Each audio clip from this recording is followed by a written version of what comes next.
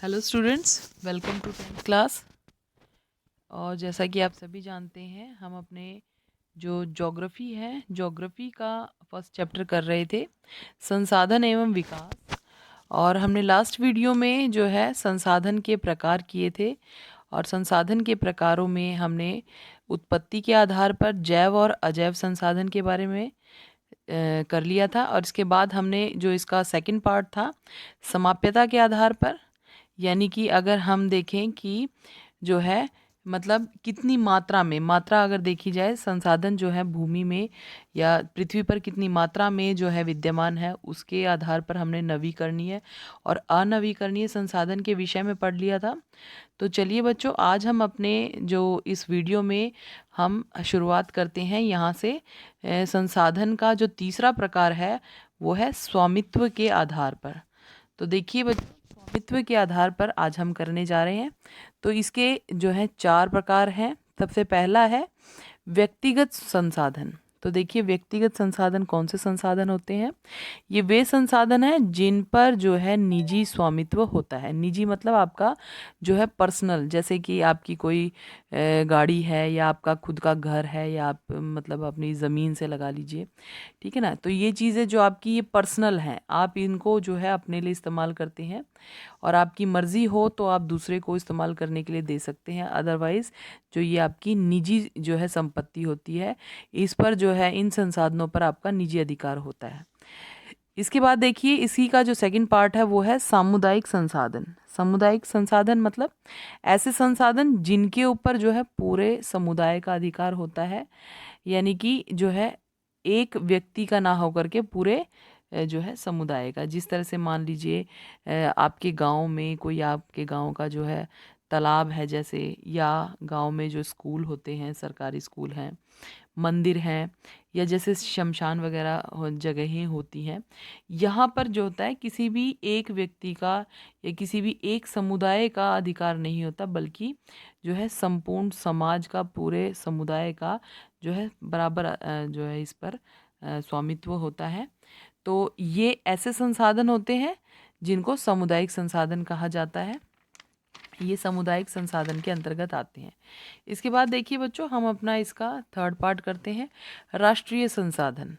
तो देखिए, राष्ट्रीय संसाधन के अंतर्गत जो है कौन सी वस्तुएं आती हैं, कौन से संसाधन आते हैं। तो ये देखिए, राष्ट्रीय संसाधन वे संसाधन हैं जिन पर देश की सरकार का अधिकार होता है।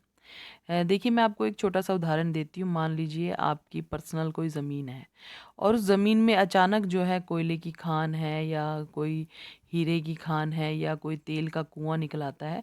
तो वो आपकी, बेशक से आपकी निजी संपत्ति है, आपके का जो है निजी संसाधन है, लेकिन जो है ये इस प्रकार की कोई वस्तु अगर ज़मीन से प्राप्त होती है, या तेल के कुएं हैं, या कोई खान है, मतलब ये चीज़ें प्राप्त होने पर जो है ये देश की सरकार की संपत्ति हो जाती है। जब मतलब आप देखते भी हैं कि जो देश में कहीं पर भी जो है खनिज पदार्थ जो ज़मीन से निकलते हैं, या जो भी जल संसाधन है, नदी, तालाब, ये सब, और जैसे वन है, जैसे हमारे भारत के किसी कहीं पर भी देखेंगे आप, वन इत्यादि हैं, या जैसे रेल है, रेल, ये सभी जो है ये राष्ट्रीय संसाधन है, यानी कि ये सरकार की जो संपत्ति है, ये राष्ट्रीय संसाधन के अंतर्गत आते हैं।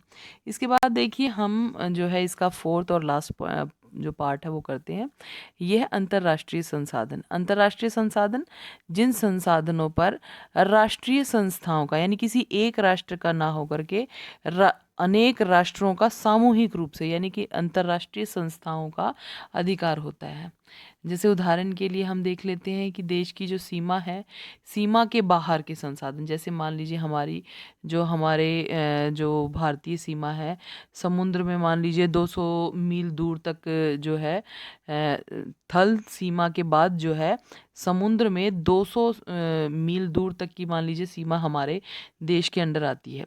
तो अगर उस सीमा के बाहर अगर हमें कोई संसाधन प्राप्त हो जाता है तो उस पर हमारे देश का अधिकार ना हो करके जो है सभी जो अंतर्राष्ट्रीय संस्थाएं हैं उन सभी का एक साथ जो है अधिकार होगा, तो वो अंतर्राष्ट्रीय संसाधन के अंतर्गत आता है।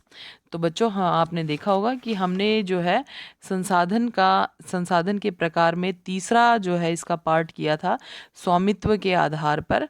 और जैसे कि स्वामित्व के आधार पर अगर हमने देखे हैं तो 4 पार्ट मैंने बताए थे आपको: व्यक्तिगत संसाधन, सामुदायिक संसाधन, अंतर्राष्ट्रीय संसाधन और राष्ट्रीय संसाधन। तो देखिए बच्चों, इसके बाद हमारा जो हम संसाधन को चौथे और अंतिम जो है भाग में बांटते हैं, वो देखिए वो है विकास के स्तर के आधार पर। देखिए संसाधन को बांटा कैसे गया हुआ है। विकास मतलब किस प्रकार से जो वो हमारी धरती में जो है कितनी मात्रा में, या मतलब किस प्रकार किस रूप में विद्यमान है और उसका किस प्रकार से हम उसका प्रयोग कर रहे हैं, इसके आधार पर भी जो है हमने संसाधन को बांटा है। तो उसको हमने विषय दिया है कि विकास के स्तर के आधार पर। तो देखिए, विकास के स्तर पे आधार पर हमने इसको 4 भागों में बांटा है। सबसे पहला है संभावी संसाधन। तो देखिए बच्चों, संभावी जो है, नाम से ही आपको पता लग रहा है, संभावना, जिसकी संभावना होती है। तो संभावी संसाधन कौन से होते हैं? ये वे संसाधन होते हैं जो किसी प्रदेश में होते हैं पर उनका इस्तेमाल नहीं किया जाता। यानी कि होते तो भरपूर मात्रा में है लेकिन उनका इस्तेमाल नहीं हो पा रहा। तो देखिए, जैसे उदाहरण है हमारा, जैसे पश्चिमी भारत है, राजस्थान का एरिया है, गुजरात का एरिया है। यहाँ पर आप देखते होंगे कि यहाँ पर जो वर्षा बहुत कम होती है और जो सूर्य की जो ऊष्मा है यहाँ बहुत ज़्यादा तेज़ होती है गर्मी, और गर्मियों में जो है यहाँ का तापमान भी बहुत ज़्यादा होता है। अगर अगर हम चाहे तो यहाँ से सौर ऊर्जा प्राप्त करके हम बिजली बना सकते हैं। लेकिन जो है मतलब इन क्षेत्रों में जैसे सौर ऊर्जा से, पवन ऊर्जा से हम जो है बिजली बना सकते हैं। लेकिन ये संसाधन बहुतायत मात्रा में होने के बाद भी जो है हम इसका इस्तेमाल नहीं कर रहे हैं, ठीक है ना। इनका जो है सही प्रकार से प्रयोग नहीं हो पा रहा। तो ऐसे संसाधन जिनकी संभावना तो होती है लेकिन इनका प्रयोग ना किया जाए तो वो संभावी संसाधन कहलाते हैं। इसके बाद देखिए विकसित संसाधन। विकसित संसाधन क्या होते हैं बच्चों? विकसित संसाधन वे संसाधन होते हैं जिनका सर्वेक्षण, यानी कि हमने सर्च कर ली है कि वो कितनी मात्रा में जो है धरती में मौजूद है, कितने समय तक के लिए है, और मतलब कहाँ कहाँ स्थित है। तो ये विकसित संसाधनों के अंतर्गत आता है। तो देखिए, ये वे संसाधन हैं जिनका सर्वेक्षण किया जा चुका है, ये पता लगाया जा चुका है कि कहाँ कहाँ है, कितनी कितनी मात्रा में है, और इनका जो उपयोग है ये जो है कितनी मात्रा में, यानी कितने लंबे समय तक ये संसाधन चलेंगे, ठीक है ना। इनके उपयोग की जो मात्रा है वो भी निर्धारित की जा चुकी है। यानी कि जैसे मान लीजिए कोयला है, पेट्रोल है, ये जो है वैज्ञानिकों ने निश्चित कर दिया है, सुनिश्चित कर दिया है कि ये कितने समय के लिए, कितनी मतलब लिमिटेशन में, ये कितनी मात्रा में अभी मौजूद है और कितने वर्षों के बाद जो है इसकी समाप्ति हो जाएगी। तो ऐसे संसाधन जो है विकसित संसाधन के अंतर्गत आते हैं। इसके बाद देखिए हमारा थर्ड पार्ट है भंडार। अब देखिए भंडार से आप समझ रहे हैं, भंडार मतलब जो भरपूर मात्रा में है, ठीक है ना। ये वे संसाधन होते हैं जो होते तो मतलब बहुत ज़्यादा मात्रा में है लेकिन प्रौद्योगिकी के अभाव में इनका जो प्रयोग है वो नहीं हो रहा है। और जो भरपूर मात्रा में हमारे पर्यावरण में उपलब्ध हैं, जैसे मान लीजिए जल को लगा लीजिए, हमारे जो है, ठीक है, कि भाई जो है पीने योग्य पानी की कमी है कई जगह जैसे मान लीजिए जो है हम डैम्स वगैरह बनाने में सक्षम नहीं हो पाते हैं। लेकिन देखिए अगर आप देखेंगे तो धरती पर जो है जल की मात्रा बहुत अधिक है, ठीक है ना। और अगर जल से चाहें तो जो है ऊर्जा प्राप्त की जा सकती है, लेकिन जो ये संसाधन है कई जगह क्या है, प्रौद्योगिकी के अभाव में ऐसा नहीं हो पाता। जैसे मान लीजिए अब हमारे भारत की जो सीमाएं हैं वो 3 दिशाओं में समुद्र से लगती हैं, ठीक है ना।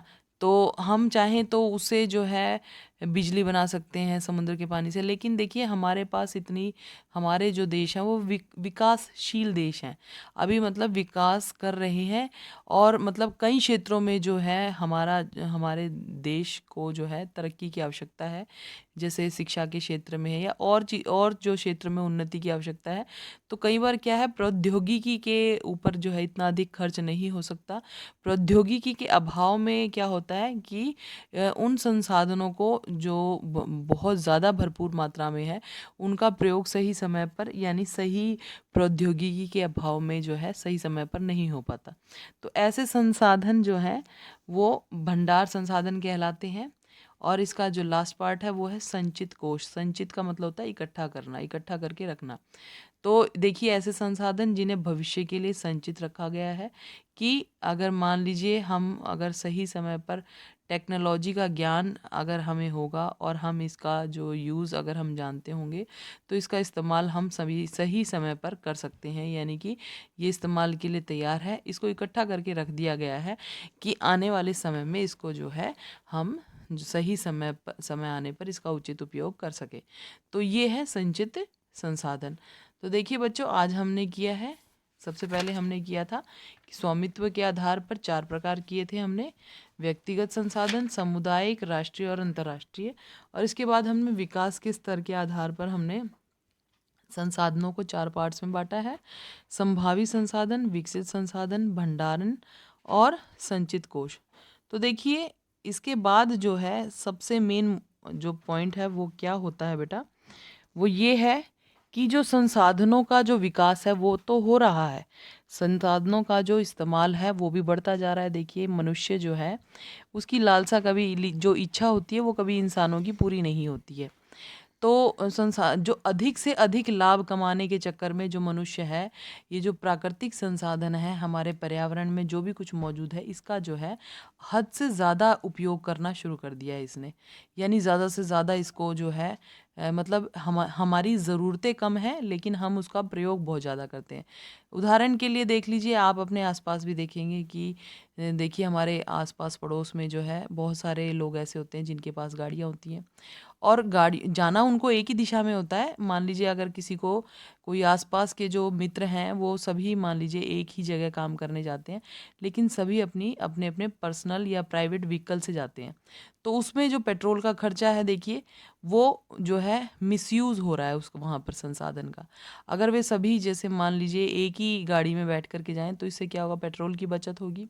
लेकिन नहीं, हम जो इंसान हैं वो अपने मतलब सम्मान, अंधा सम्मान, या मतलब मान लीजिए कि भाई अपनी जो है दिखावटी पन में जो है ज़्यादा विश्वास करते हैं और मतलब हमारी जो इच्छाएं हैं, लालसाएं हैं, ज़्यादा बढ़ने लग गई हैं। तो अधिक से अधिक जो है धन कमाना हमारा मकसद है, अधिक से अधिक मुनाफा कमाना हमारा मकसद है। और इस वजह से जो हमारे प्रकृति ने जो हमें संसाधन, बहुमूल्य संसाधन प्रदान किए हैं, उसका जो है अंधाधुंध प्रयोग होने लगा है, जिससे जो है बहुत सारी समस्याएं हमारे सामने आ गई हैं। अब देखिए बच्चों, इन समस्याओं के बारे में भी हम जो है अपनी नेक्स्ट वीडियो में चर्चा करेंगे। और ये बहुत सारी समस्याएं हैं, इन्हें भी हम जो है ध्यान से हम इसकी स्टडी करेंगे अपनी नेक्स्ट वीडियो में। ओके बेटा, thank you, have a nice day.